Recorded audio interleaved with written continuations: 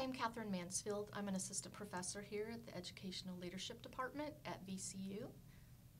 One of the questions I think about often relates to identifying some specific transformative leadership practices that have potential to influence teaching and learning. And based on my experiences, not only as an educator but also as a researcher, I have found a few things that are really important to think about. First of all, purposefully developing a family-like atmosphere at schools, seeking students' perspectives and voices, and developing students' leadership capacities. My thinking through this question is informed by some impressionable experiences I've had in the field, not only as a teacher and an administrator, but especially as a researcher most recently.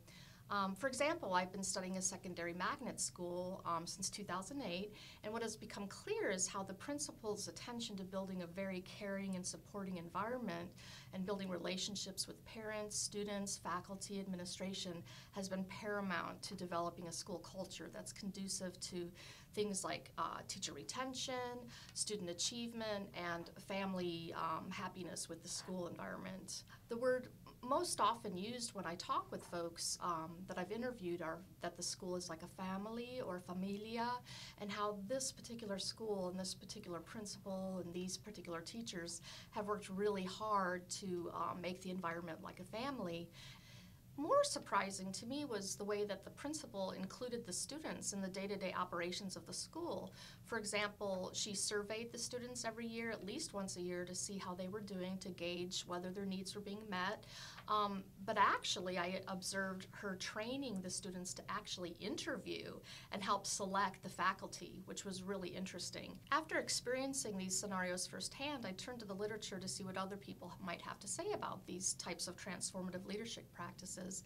A few seminal authors that I've relied on and have studied the concept of student voice include Dana Mitra at Penn State and Michael Fielding at the University of London.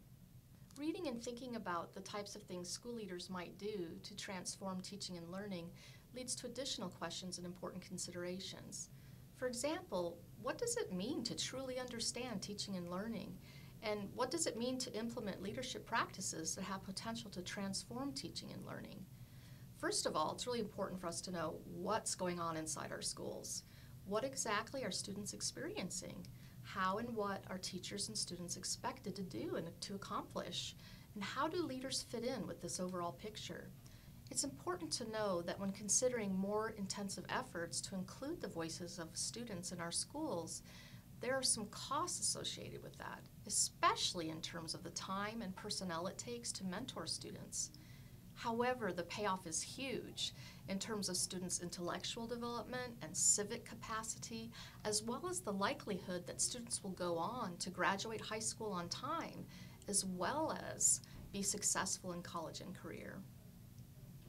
Authors like Dana Mitra at Penn State and Michael Fielding at University of London, along with some others, have helped me understand the importance of including student voice in how we conceptualize leading schools for successful teaching and learning.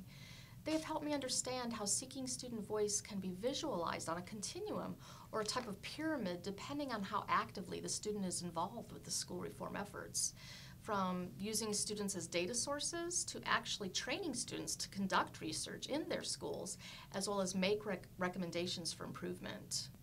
In October 2014, I read an article in the Washington Post by Valerie Strauss about the importance of taking a few days a year to shadow students to experience what they experience.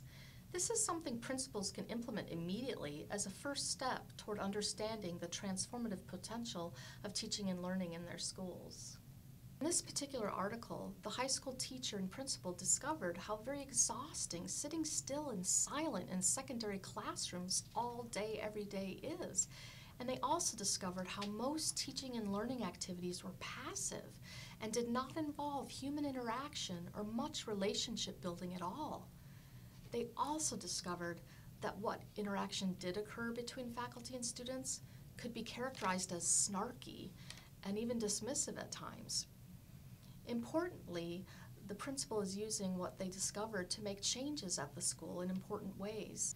This news article touched me greatly, and pointed to something we, meaning I as a researcher, as well as practitioners such as teachers and principals, can do right away to begin to understand students' experiences in school and how we as educational leaders can begin to realize true transformative leadership practices.